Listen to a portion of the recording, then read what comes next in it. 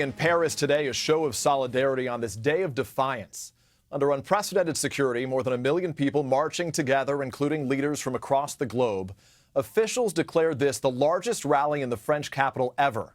Tonight, that country remains on edge and on alert, haunted by this past week's deadly shootings.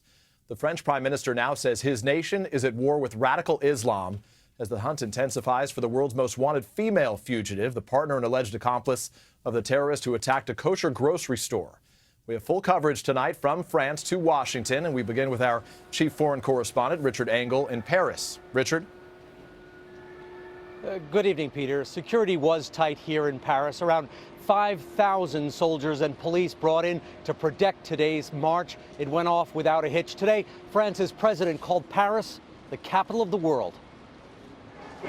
In Paris, they gathered in Place de la République, around its monument to the founding principles of the French Republic: liberty, equality, and fraternity.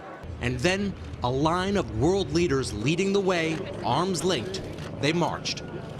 A powerful display of solidarity, among them the Israeli prime minister and the Palestinian president. Noticeably absent from the march, any high-ranking U.S. officials. U.S. Attorney General Eric Holder, in Paris for a terrorism summit, missed the rally, but said earlier, "On this day, we are all French citizens."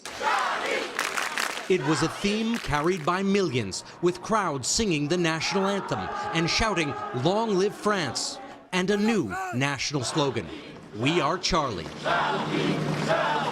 Charlie Hebdo is the satirical magazine attacked by gunmen on Wednesday for printing an offensive image of the Muslim prophet Muhammad.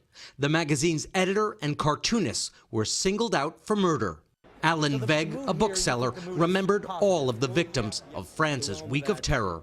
You're wearing pencils in your hat. This is a symbol of this demonstration. Oh, yes, exactly. I have 17 pencils on my hat representing the 17 deaths last week in France. The pencils have become a symbol of free speech.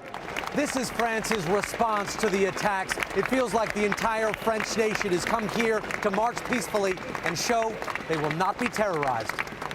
French President François Hollande personally greeted the families of the victims and the surviving staff from Charlie Hebdo. 4 of those killed were Jewish, murdered Thursday at a kosher grocery. Hollande and the Israeli Prime Minister Benjamin Netanyahu paid special tribute to them at Paris's Grand Synagogue.